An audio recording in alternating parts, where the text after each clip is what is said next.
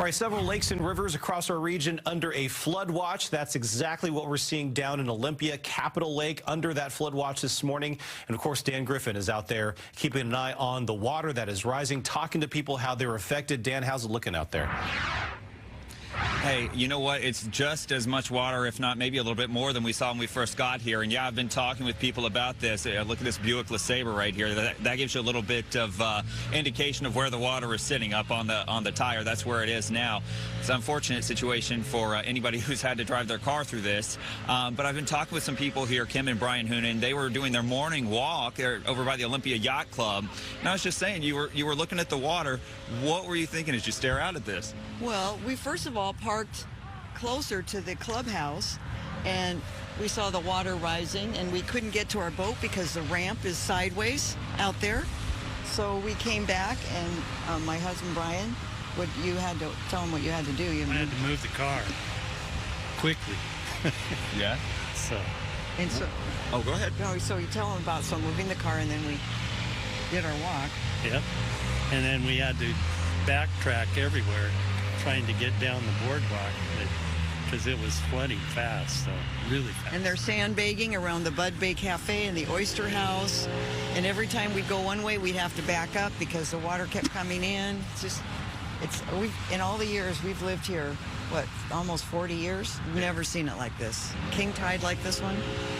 What stood out to me too was the water. It wasn't like it was a swift gush, but it has come up pretty quickly. Yeah, it really has. It's just crazy. So anyway, we're wearing waterproof gear, but still can't walk through that. Can't even get over to our car. Which, probably a good idea not to drive. You said it's a Mazda, right? Convertible? Yep. You got to say that for summertime, right? I mean, yeah, you can't be driving that through the water.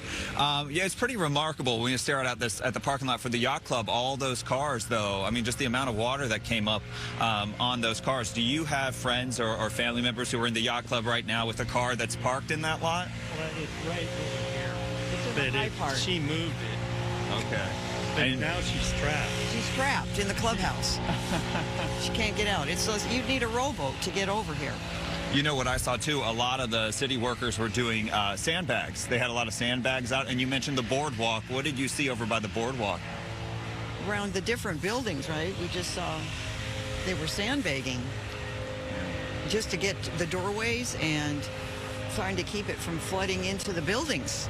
Yeah. Around all the way out to, we went all the way out to the tower, didn't we?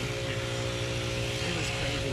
Yeah, well, it is remarkable. I appreciate you both for being here with me this morning. It's been a pleasure getting to know you. Thank you. Thank you. Just remarkable, though, the water, where it is at this point. I haven't seen it. It doesn't appear to me that it's coming up much, much higher than it is now. I think it kind of started and then got to this point, and I think this is where we are. I don't think it's getting too much deeper than it was, but I could be wrong. I don't have a ruler or anything here to measure it.